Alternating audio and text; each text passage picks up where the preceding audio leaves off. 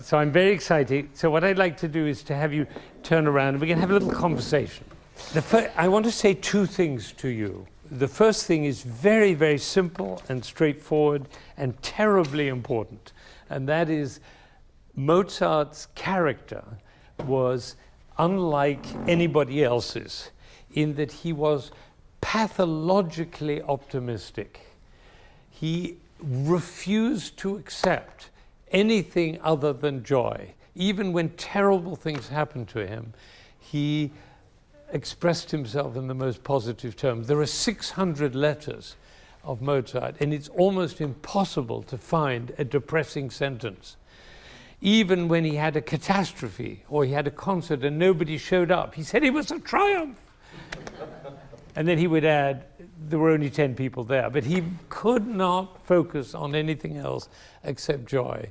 And incredibly enough, in his last year, and this was written very close to his last year, in his last year when he had lost 4 children to death, had had a disastrous illness and one catastrophe financially and career after another, his optimism actually grew, which is an amazing thing to realize. I have a word for that, I call it Amadeity.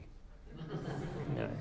And I really believe that Amadeity is the most important quality that we have as human beings, to shower the world with joy and with optimism and with open-heartedness, whatever happens. And so every time we play a piece of music, and I think it should spread out to other composers, the enthusiasm and joy which you're experiencing and expressing physically should be a gift to everybody in the world.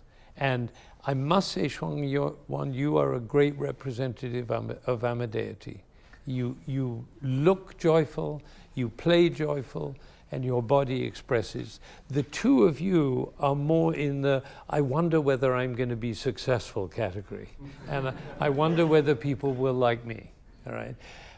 Mozart never doubted for a moment that he would be successful, not for one single moment. Do you get that? The thought of failure never crossed his mind. And that's quite an interesting thing to take on as a way of being. It's almost impossible in a conservatory as a professional musician trying to make a career. And if you have anything else of a problem in your life, it becomes overwhelming. But if you could make Amadeity or Mozart's way of being your guide, I mean, some people follow Christ and some people follow Buddha. I recommend Mozart. I really recommend Mozart. And read those letters and have so much fun reading. And notice that he wrote about a concert in which one disaster after another, but he called it a triumph. He said it was a disaster financially and very few people came, but it was such a triumph that they've invited me back next week.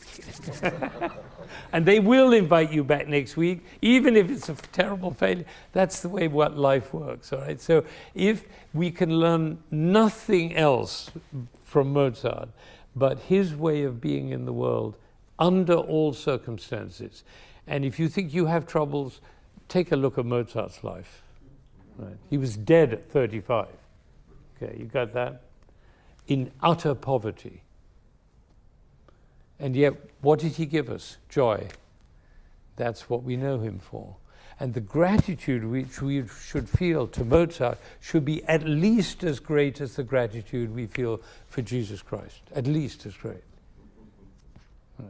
Jesus Christ gave us a lot too. I'm not a believer, but my father said, a lovely thing as a Jew, he said, either the Christian story is true, in which case it's the greatest event in the history of the world, or else it's just the greatest tragic poem.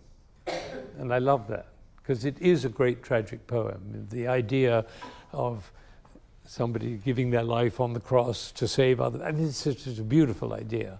And there are many other things about his life and other people's lives. But I don't know anybody more inspiring than Mozart. So I